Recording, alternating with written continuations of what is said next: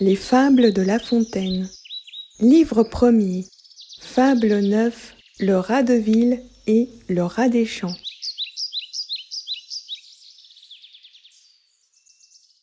Autrefois, le rat de ville invita le rat des champs, d'une façon fort civile, à des reliefs d'ortolans.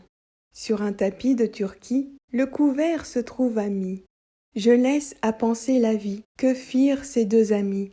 Le régal fut fort honnête, rien ne manquait au festin, mais quelqu'un troubla la fête pendant qu'ils étaient en train. À la porte de la salle, ils entendirent du bruit. Le rat de ville détale, son camarade le suit. Le bruit cesse, on se retire.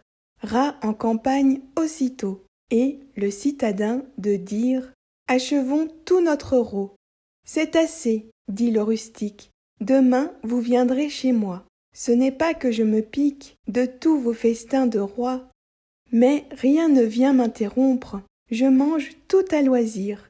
Adieu donc, fille du plaisir que la crainte peut corrompre. » Les origines de la fable. Avant de comprendre la morale de la fable, le rat de ville et le rat des champs, prenons connaissance des origines de cette fable très populaire. Voici la version de cette fable par l'écrivain Ésope, qui vécut sous l'Antiquité grecque au 7e et 6e siècle avant notre ère, c'est-à-dire vers 620 avant Jésus-Christ à 564 avant Jésus-Christ, et dont Jean de La Fontaine s'inspira. Le rat des champs et le rat de maison. Un rat des champs avait pour ami un rat de maison. Le rat de maison, invité par son ami, s'empressa d'aller dîner à la campagne.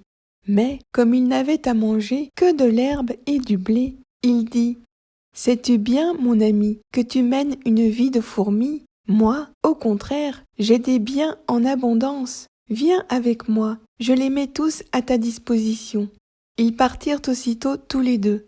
Le rat de maison fit voir à son camarade des légumes et du blé, et avec cela des figues, un fromage, du miel, des fruits.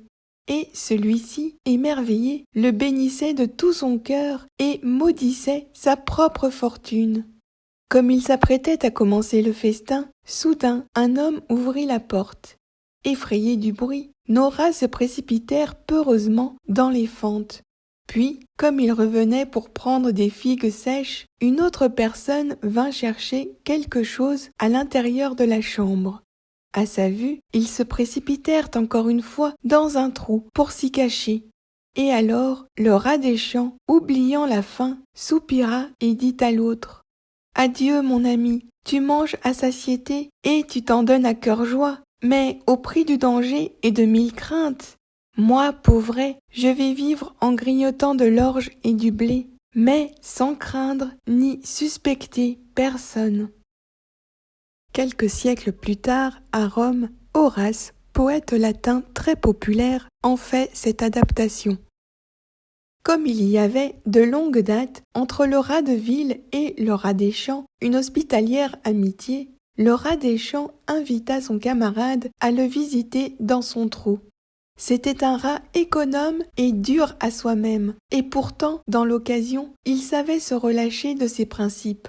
Ainsi le voilà qui prodigue à son hôte avoine et pois, et toutes les provisions qu'il avait péniblement amassées.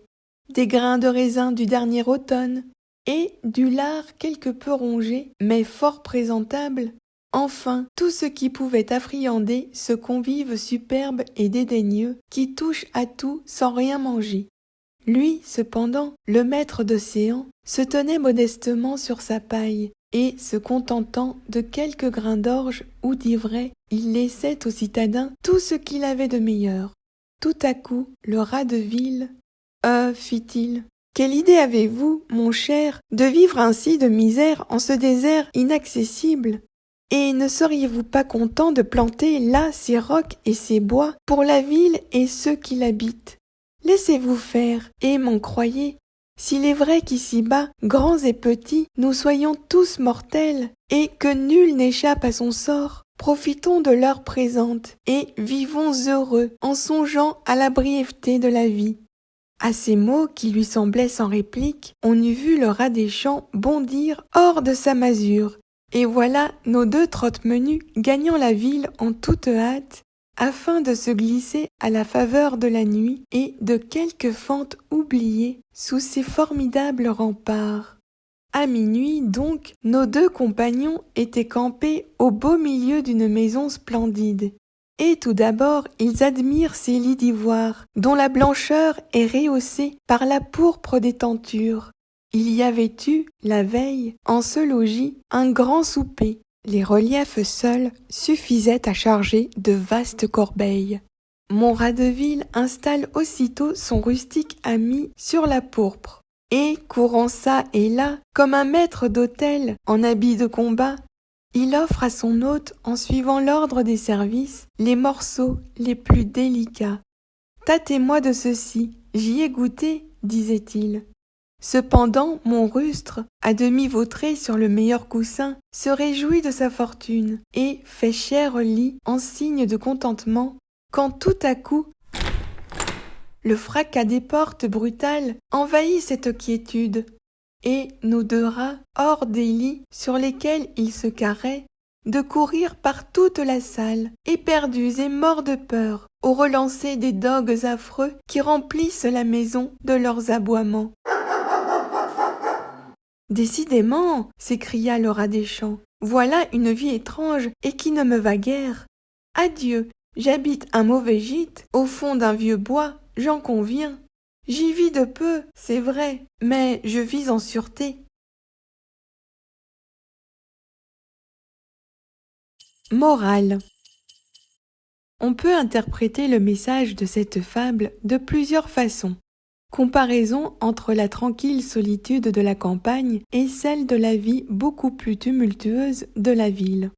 Comparaison entre la vie fastueuse mais dangereuse et la vie plus simple mais plus calme.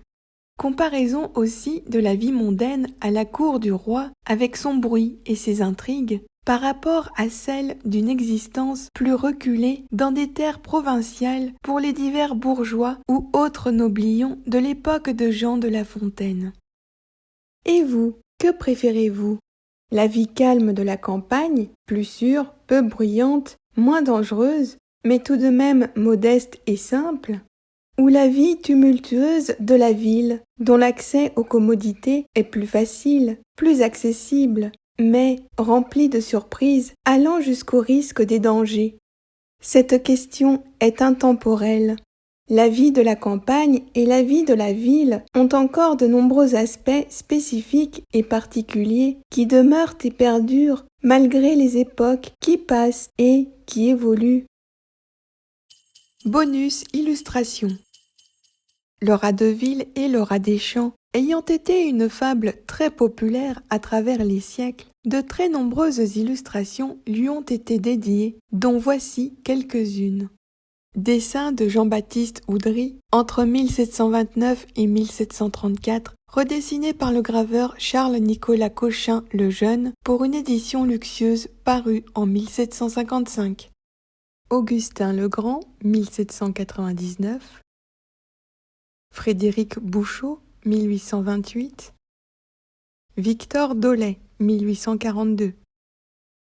Gustave Doré, 1867. Louis-Maurice Boutet de Monvel, 1888. Épinal, Pellerin et compagnie, 1888. Auguste Vimard, 1897. Benjamin Rabier, Encre de Chine sur papier, 1905. Percy Billinghurst, 1911.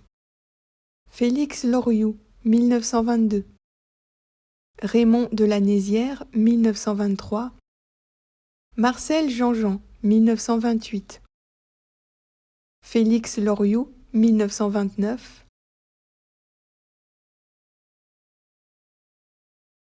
Gaston Gélibert, 1929.